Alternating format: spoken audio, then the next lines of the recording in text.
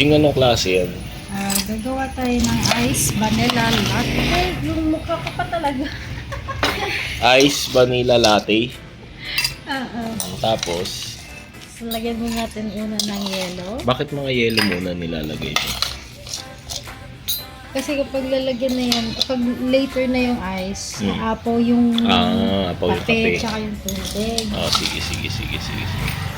Very good. Tapos, Pagkatapos na, gagawa tayo ng kape. mano-mano lang to.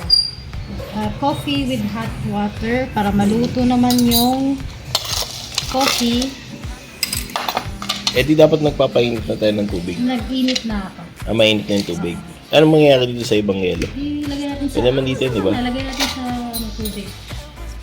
Yung tayo ng tubig. Akin na lang to, yung may ganito. Hindi magkasya. Kasi yan. Ayun ba yung akin, oh? Ito na lang sa akin. Sobrang laki. Oh, para the best. Para malamig. So, ilan tayo? 3, 4, 5. Pero isa-isahin ko muna. Isang ano lang yun. Sige. So, yan na yung kape. Oo. Tapos, halo-halo mo. Ang gamit mo, by the way, is Nescafe Gold. Ayan. Sarap po yan. From Saudi Arabia po yan. Tapos, Yung tubig mo dapat kalahati. kalahating Dapat tasa. dalawang coffee spoon, pero baka matapang na sa inyo.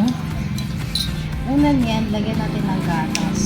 Tapos, Yung sayo muna gagawin natin. okay. Tapos Sige. titikman mo Ano mo sa gilid ilagay?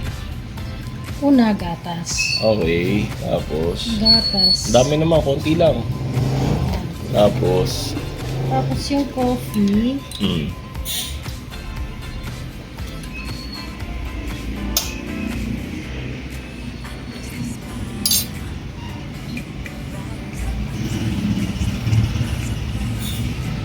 Okay, tatapon yan eh. Pangit kasi yung cup na yan eh. I-close mo muna.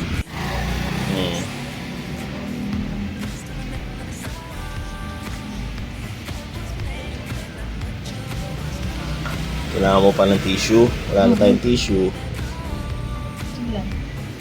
Oo. Itabi mo na lang ito kasi hindi mo naman kailangan ito. Lagyan mo na Syrup. vanilla syrup. Okay. Dami naman yan. Konti lang. Hindi kasi matapang yung kape. Ha? Matapang yung kape. Konti lang yung kape mo gawin kasi. Tapos,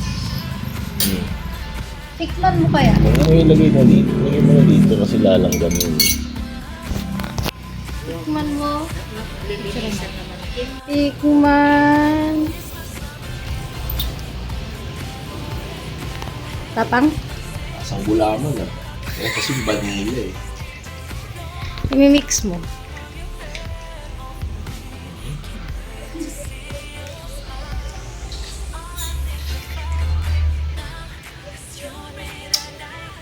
Okay ba? Tikman ko nga. The reason your is why stars come out to shine.